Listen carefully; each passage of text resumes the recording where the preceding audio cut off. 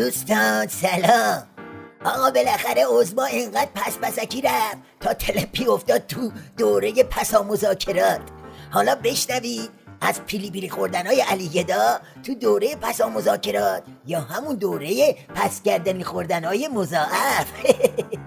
اول از جواب نامه علی گدا به شیخ فری شروع میکنیم که خودش کلی نکته موشکافانه داره.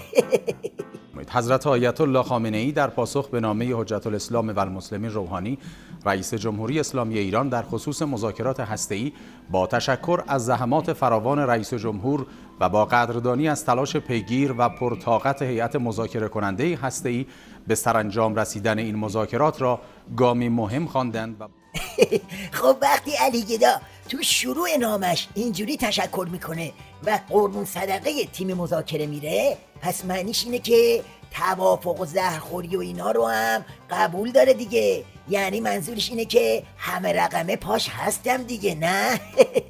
حالا ادامه نامه رو بشنوید که توش علی گدا با یه نیش ترمز میپیچه تو کوچه سیدعلی چپ. و با اشاره به غیر قابل اعتماد بودن برخی از 6 دولت طرف مقابل در مذاکرات تأکید کردند لازم است متنی که فراهم آمده با دقت ملاحظه و در مسیر قانونی پیش بینی شده قرار گیرد و آنگاه در صورت تصویب مراقبت از نقض عهدهای محتمل طرف مقابل صورت گرفته و راهها را بسته شود. زکی چی شد پس؟ اگه تا قبل از این به میخونل میکوبیدیم میگفتیم هنوز تردید داری، هنوز تو شیشه بشی که زهر بخوری یا نه، اما الان که دیگه دوران پسا زهر خورانه، الان دیگه واسه چی قیقاش میری؟ الان دیگه چرا به نل و به میخ میکوبی؟ خب برای پاسخ به این سوالا اول یه سری به کیهان شریعت نداری بزنی.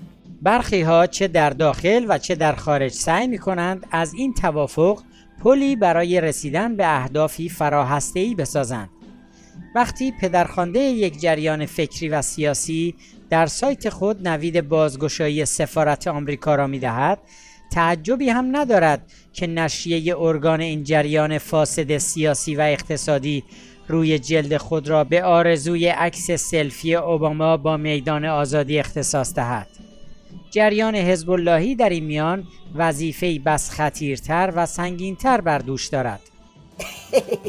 آره دیگه، علی گدا که خودش زهر رو خورده و همه جور غیر و اطفال رو پای میز مذاکره اومده، حالا واسه این که به این جماعت دلواپس دهنه بزنه و یه مسکنی چیزی بهشون تزریق کنه، میاد و دوباره میره تو همون فاز نعل و میخ.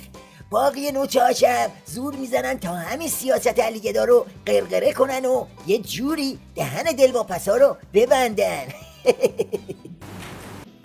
خطوط قرمزی که توسط مقام معظم رهبری ترسیم شده باید اینها دقیقاً اجرایی بشه. هنوز قلم این مذاکرات خوش نشده، برخی تفسیر دیگری کردن، بحث تدریجی بودن رفع تحریم ها رو مطرح کردن. مهم نیست که مصرف داخلی سخنان رئیس جمهور آمریکا چیست، ولی مهم اون چیزهایی است که بر صفحات کاغذ اومده. اینها خط قرمزای علی گدا کدومه؟ هرچی خط داره تو زرد از آب در اومده. دلواپسان نظام هرچه قدم مشنگ باشن اینو میفهمن که بابا حرفای شیخ فری 180 درجه با حرفای اونور آبیا فرق میکنه. اوباما میگوید تحریم‌های ضد ایرانی کم کم لغو می‌شود و تدریجی خواهد بود و اما رئیس جمهور ما در ارائه فکت شیت ایرانی در بخشی از نطق روز سه‌شنبه خود تصریح می‌کند تمام تحریم‌ها، حتی تحریم‌های موشکی و تسلیحاتی، بانکی، بیمه‌ای، پتروشیمی، حمل و نقل و مالی و غیره یکجا در روز توافق لغو می‌شود. علی گدا خوب میدونه که بعد از این زهرخوران چه شکافی تو نظامش افتاده. خوب میدونه عباش تا کجا جر خورده. واسه همینم بدجوری دلواپس جرقه است. میترسه جرقه بزنه و همبار بارود بوم بوم بوم بوم. رهبر معظم انقلاب همچنین تاکید کردند از ملت عزیز انتظار دارم که همچنان وحدت و متانت خود را حفظ کنند تا بتوان در فضای آرام و خردمندانه به منافع ملی دست یافت. بله، بندبازی این بار علی گدا با قبل از زهرخوری خیلی فرق داره. این دفعه میخواد صورتشو با سیلی سرخ نگه داره و راه انفجاری بعدی رو چیکار کنه؟ ببنده. اما به جایی نمیرسه. زهر رفته به حلق دیگر بر نمیگردد، همون جوری که آب رفته به جو دیگر بر نمیگردد.